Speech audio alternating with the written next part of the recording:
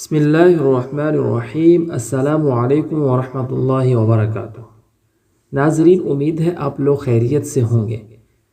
جو لوگ سجدے کی حالت میں پاؤں اٹھا لیتے ہیں نماز نہیں ہوتی، نماز فاسد ہو جاتی ہے، کیونکہ حضور صلی اللہ علیہ وسلم کی حدیث ہے کہ ہر بندہ 7 اعضاء پر سجدہ کرتا ہے: 2 ہاتھ، 2 پاؤں، گھٹنے اور چہرہ۔ اگر ان میں سے کسی ایک کو بھی آپ نے اٹھا لیا تو سجدہ نہیں ہوا۔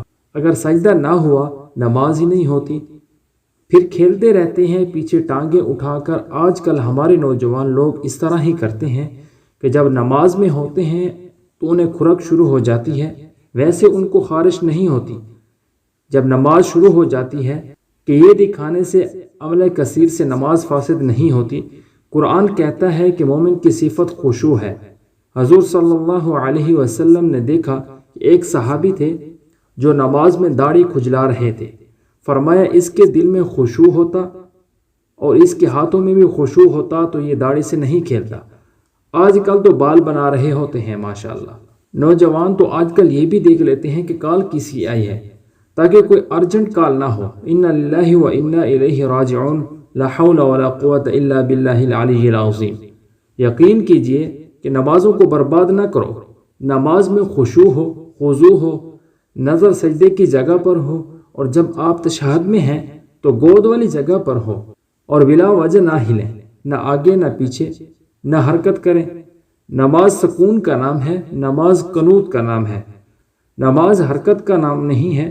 سوال کیا گیا، میری عادت ہے کہ ہر دعا کے بعد نماز سجدے میں مانگتی ہوں، کیا یہ جائز ہے؟ بہتر یہ ہے کہ سجدے میں نہ مانگیں۔ 2 رکعت نفل کی نیت کر کے پھر سجدے میں اللہ والی دعا مانگتے رہیں۔ لیکن اگر کوئی مانگے تو کوئی حرج نہیں ہے۔ سجدے کی حالت میں دعائیں مانگی جا سکتی ہیں، بلکہ وہ دعائیں زیادہ قبول ہوتی ہیں، اور حضور صلی اللہ علیہ وسلم زیادہ مانگتے تھے۔ لیکن یاد رکھیں، اگر نفل نماز ہے علیحدہ پڑھ رہے ہوں، اگر فرض ہے امام کے پیچھے ہیں، تسبیحات زیادہ ہیں، دعاؤں میں نہ لگ جائیں۔ سبحان اللہ 7 دفعہ پڑھنے کے بجائے 11 مرتبہ کہہ لو۔ اپنے اعمال پر توجہ دیجیے، حقوق العباد لازمی طور پر پورے کیجیے، اور حقوق اللہ کا بھی خیال رکھیں، کیونکہ اللہ کبھی حقوق کے تلف کرنے والوں کو پسند نہیں فرماتا۔ قیامت کے دن اللہ اپنے بندے کے حقوق تو معاف فرما دے گا، مگر حقوق العباد یعنی اللہ کی مخلوق کے حقوق جو آپ نے ادا نہیں کیے ہوں گے ان کو معاف نہیں فرمائے گا۔